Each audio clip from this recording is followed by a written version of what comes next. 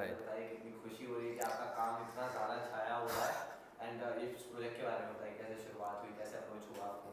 यार, एक एक्टर, एक इंसान जब किसी मुकाम पे पहुंचता है तो हमेशा मतलब अच्छा ही लगता है। और मैं भी कुछ अलग नहीं हूँ, मेरे को बहुत ज़्यादा अच्छा लग रहा है। शुक्र है ये यूनिवर्स का, बाबा जी की बहुत ज़्यादा कृपा है कि सब कुछ बहुत अच्छा रहा और लोगों की बहुत ज़्यादा मोहब्बत मिल रही है। लेकिन वो क्या था कि होता क्या है कि आप जब फर्स्ट सीज़न था तो फर्स्ट सीज़न में आपने सोचा नहीं था कि ऐसा होगा।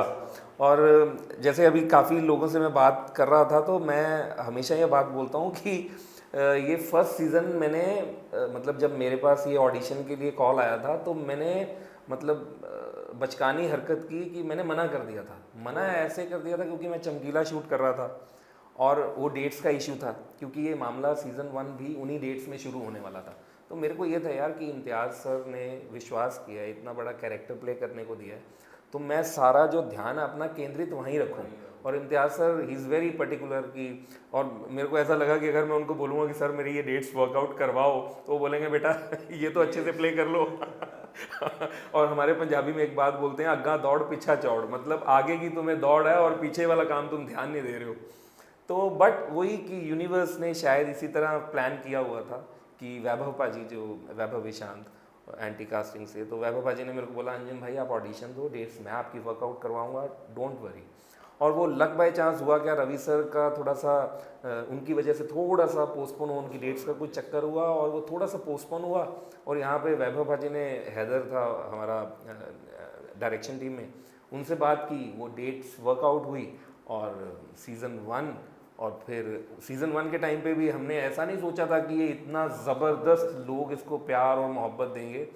और बट वो फटा तो फिर सेकंड हुआ, और सेकंड तो फिर अब सबके सामने ही है कि, और शुक्र है। ऑलरेडी आप एक प्रोजेक्ट पे काम कर रहे थे, चमकीला, जो कि अपने आप में भले वो थिएट्रिकल रिलीज नहीं हुआ पर इतना प्यार मिला चमकीला को। बिल्कुल। पहले तो उस पर मैं आपसे जानना चाहूँगा यार, काम करने का एक्सपीरियंस कैसा लगा वो, क्योंकि आपका कैरेक्टर बहुत इंपॉर्टेंट था वहाँ राइट कहीं ना कहीं, राइट and जिस राइट। तरीके से आपने उसको ग्राइंड किया, ग्राफ किया, बहुत ही अच्छा वो पुट आउट किया, एकदम दिलजीत के टक्कर में ऐसा नहीं लग रहा था कि कहीं परफॉर्मेंस डाउन हो रही है।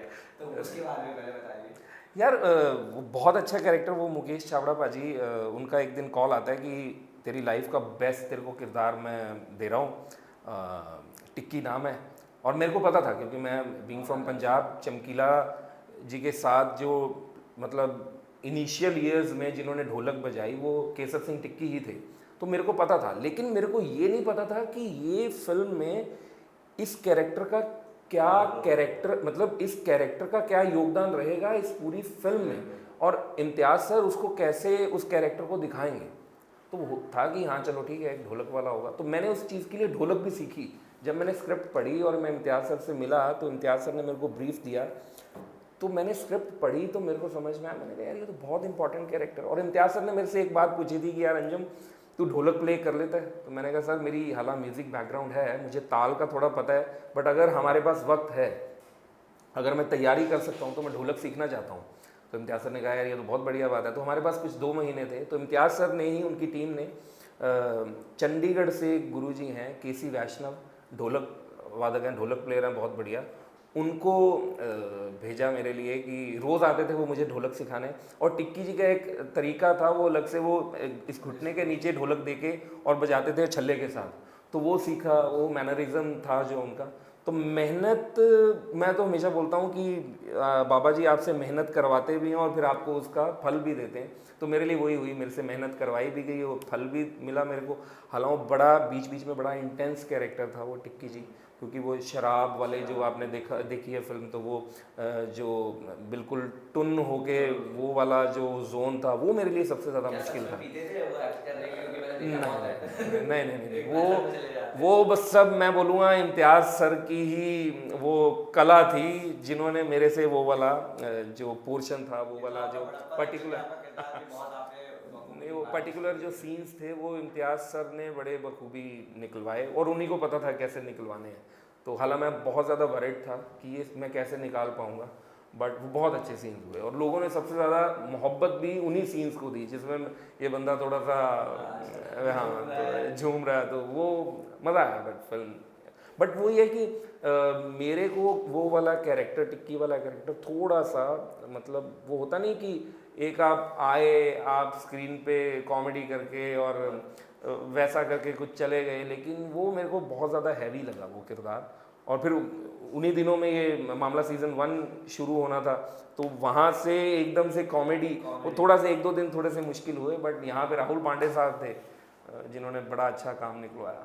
आपके करियर में एक और इम्पोर्टेंट पिक्चर है 83 कबीर खान सर।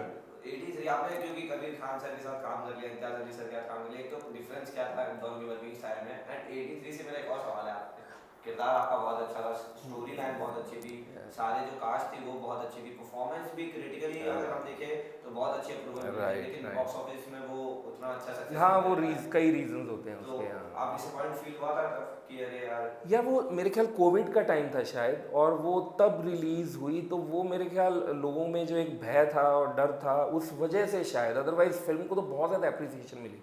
जब टीवी पे भी टेलीविज़न प्रीमियर हुआ उसका, तो मेरे ख्याल में जितने मैसेजेस तब आए मेरे को, उतने तो थिएट्रिकल रिलीज पे भी नहीं आए थे।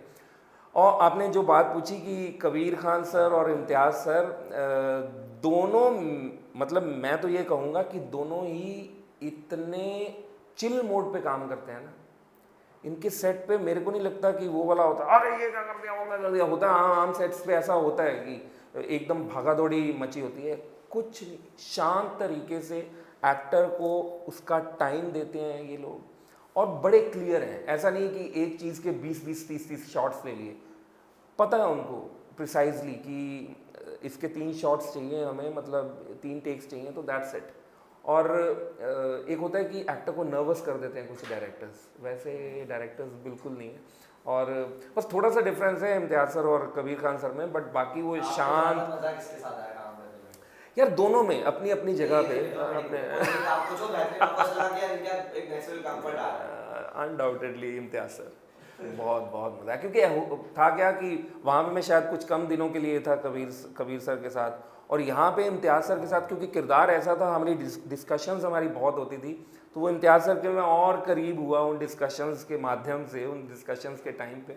सो इम्तियाज़ सर नो डाउट। आपके ऊपर एक रिस्पांसिबिलिटी आपको कहीं ना कहीं फील होती है, क्योंकि आप पंजाब से आते हैं ना, मोस्टली कैरेक्टर्स जो प्ले करते हो वो पंजाब है ना, हमारे सिख कम्युनिटी के प्ले करते हैं, एंड एक रहा है कहीं ना कहीं इसे दुर्भाग्य का है जो भी स्टीरियोटाइप बहुत कर देते हैं कि इसी तरीके से कैरेक्टर प्ले करना है, अगर आप सरदार है तो इसी तरीके से आपको कुछ चीज़ें करनी है, तो वो प्रेशर कहीं ना कहीं फील होता है ना आपको, कैसे आप इस चीज़ को आप कैसे देखते हैं? देखिए वो बॉलीवुड ने ना पहले वो बल्ले बल्ले वो पीछे ढोल बजने लगे था, वो तुम भी तो मेरे कैरेक्टर में आप तकरीबन देखोगे वैसा होता नहीं है, वेरी क्लोज टू, मतलब मैं ऐसा नहीं कहूँगा कि बिल्कुल रियल होता है वो, कुछ ना देखो अब वो थोड़ा सा तो सिनेमैटिक लिबर्टी आपको लेनी पड़ती है वो, तो बट मैं भी मेक श्योर करता हूँ अपनी तरफ से जितना कोशिश कर सकता हूँ कि यार ये वैसा ही ना हो जाए कि बल्ले बल्ले वाला वैसा ही ना हो जाए। और जो आपने सबसे इम्पॉर्टेंट बात जो आपने पूछी कि जब वो दस्तार आपके सर पे आती है ना, तो सच में एक सेंस ऑफ रिस्पॉन्सिबिलिटी आती है, आपको लगता है कि मैं कुछ अपनी ज़बान से कुछ ऐसी बेहूदगी ना कर जाऊँ या अपने बॉडी लैंग्वेज से, हालांकि वो किरदार प्ले कर रहा होता है जो भी, मतलब अगर मैं प्ले कर रहा हूँ तो वो पर्टिकुलर किरदार ही है वो, लेकिन बिल्कुल सेंस ऑफ रिस्पॉन्सिबिलिटी आती है। और मैं हमेशा बोलता हूँ टाइपकास्ट की आपने बात की, तो मैं कहता हूँ कोई दिक्कत नहीं है यार, टाइपकास्ट ऑफ पंजाब चाहे हमारी जितनी भी स्टेट्स हैं उसमें कितने लोग हैं, कितने अलग अलग किरदार हैं, और मैं अगर मेरी जिम्मेदारी अगर मेरे पे रिस्पॉन्सिबिलिटी आई है कि मेरे को पंजाब के किरदार ही करने हैं, तो बहुत सारे किरदार हैं, अभी तो कुछ किया ही नहीं, बहुत सारे किरदार हैं, बहुत बड़े बड़े किरदार हैं, तो मैं करना चाहूँगा बिल्कुल। शुरुआत भी आपकी हुई अनुराग कश्यप के साथ करने हाँ देव, ये उनका वर्किंग स्टाइल और इम्तियाज सर का working style I am sure बहुत अलग है। हाँ बिल्कुल अलग वो है। कैसे, एक तो आप एज एन एक्टर आपका ग्राफ आपने देखा होगा, कहाँ अनुराग कश्यप, कहाँ फिर इम्तियाज अली, मतलब फुल सपाट दोनों। देखिए वो मेरी पहली फिल्म थी देवटी, मैं तब Indian theatre department Punjab university में पढ़ रहा था, और मेरा वहीं ऑडिशन हुआ। गौतम किशन चंदानी और वासन बाला, ये 2 महान शख्सियतें जो आज बहुत फेमस हैं, इन्होंने मेरा ऑडिशन लिया था, और तब मेरे को पता भी नहीं था कि अनुराग सर कौन है सच में। तो उसमें मेरा कैरेक्टर की कुछ लाइंस ऐसी थी टेढ़ी मेढ़ी, और मैं आता हूँ अबोहर शहर से, हमारे शहर में हर तीसरा आदमी एक दूसरे को जानता है, तो मेरे को ये था मैं लाइंस बोल के अबोहर में मेरे को क्या रिस्पांस मिलेगा, बट खैर बहुत अच्छा रिस्पांस मिला। तो जो आपने बात पूछी ना कि अनुराग कश्यप और इम्तियाज़ अली साहब, सबसे बड़ा डिफरेंस क्या है कि इम्तियाज़ सर इज़ वेरी पर्टिकुलर कि जो उन्होंने लिखा है, उनका कहना है कि मैंने मतलब 2-3 साल लगा के कितने ड्राफ्ट्स लिखे होंगे, अगर आपके पास इस लाइन से, इस शब्द से बेहतर अगर शब्द है तो फिर तो मैं लूँगा, क्यों ना लूँगा, लेकिन इससे बेहतर होना चाहिए इस शब्द से, इस लाइन से, तब तो मैं आपको इम्प्रोवाइज करने दूंगा। On the contrary Anurag sir के साथ उनका ये होता है कि भाई ये सीन है, अब तुम कहाँ के एक्टर हो भाई, अगर तुम ये परफॉर्म ही नहीं कर पाओगे, हाँ तो लाओ ना, लाइन भी लाओ, तुम्हारी वोकेबलरी इतनी स्ट्रांग होनी चाहिए कि आपके पास शब्द भी वैसे होने चाहिए, आप समझो पहले किरदार को। तो इम्तियाज़ सर और अनुराग सर, मेरे को जो फील हुआ, हालांकि दोनों, देखिए मेरे ख्याल में मैं उस डायरेक्टर के साथ काम कभी नहीं कर पाऊंगा जो सेट पे गाली दे के, और मेरे को लगता है मैं कर ही नहीं पाऊंगा, और मैं इतना महान एक्टर हूँ ही नहीं कि गाली खा के उसके बाद बहुत अच्छा परफॉर्म कर पाऊंगी। मेरे को थोड़ी सी पैम्परिंग, थोड़ी सी मोहब्बत, प्यार, खुलूस चाहिए सेट पे, कि जब डायरेक्टर आपको आके बोले बेटा इसको ऐसे कर लो, बेटा इसको ऐसे कर, तब आपको समझ में आता है। तो इम्तियाज़ सर, कबीर खान सर, चाहे इम्तियाज़ अली साहब, राहुल पांडे साहब, हमारे मामला लीगल है के डायरेक्टर, एकदम चिल मोड पे काम चलता है। और मेरे को लगता है जब चिल मोड पे काम चलता है ना, जब सेट पे सुकून है, कोई आपको, हाँ कई दफ़ा होता है कि एक टाइम बाउंड होता है कि ये अभी टाइम जा रहा है, अभी लाइट जा रही है, तब ज़रूर वो हफड़ा दफड़ी होती है सेट पे, बट अदरवाइज़ कोई प्रेशर ऐसा इन सब डायरेक्टर के साथ काम करने में मेरे को महसूस कभी नहीं हुआ। आप पंजाब से आते हैं, पंजाब में ऐसी क्या खासियत है कि एक से एक आर्टिस्ट पंजाब की धरती से लगातार मिलते रहते, चाहे वो सिंगर हो चाहे एक्टर हो, कुछ तो बात है पंजाब में। देखिए हम हमेशा बोलते हैं कि पंजाब गुरुओं, पीरों, फ़कीरों की धरती है, तो वहाँ पे जितने बड़े बड़े हमारे गुरु नानक साहब, मतलब अगर आप उनका एक एक शब्द लिखा हुआ अगर पढ़ें गुरबानी में, तो आपको समझ में आएगी, अपने आप में फ़लसफ़ा है वो बहुत बड़ा। बाबा फरीद, मतलब ऐसे बड़े बड़े महान फ़कीर, संत, महात्मा हुए हैं पंजाब की धरती से, और शायद वो हमने बचपन में वो चीज़ें सुन सुन के, म्यूज़िक इंडस्ट्री बहुत बड़ी, बहुत ज़्यादा बड़ी है, और कलाकार तो हैं पंजाब में। मेरे ख्याल में पंजाब नहीं, हमारी हर स्टेट, चाहे यूपी, बिहार, हम किसी भी स्टेट में चले, हाँ वो बस म्यूज़िक को बहुत ज़्यादा, अभी हरियाणवी म्यूज़िक बहुत आगे आ रहा है, बहुत ज़्यादा। न्योली एक सिंगर हैं, अभी मासूम शर्मा है एक सिंगर, ऐसे सिंगर्स बहुत ज़्यादा आ रहे हैं जो मतलब हालांकि हरियाणवी में, मतलब हम डांस किया करते थे, हरियाणवी फोक डांस, और रागनी वहाँ पे बड़ी चलती है।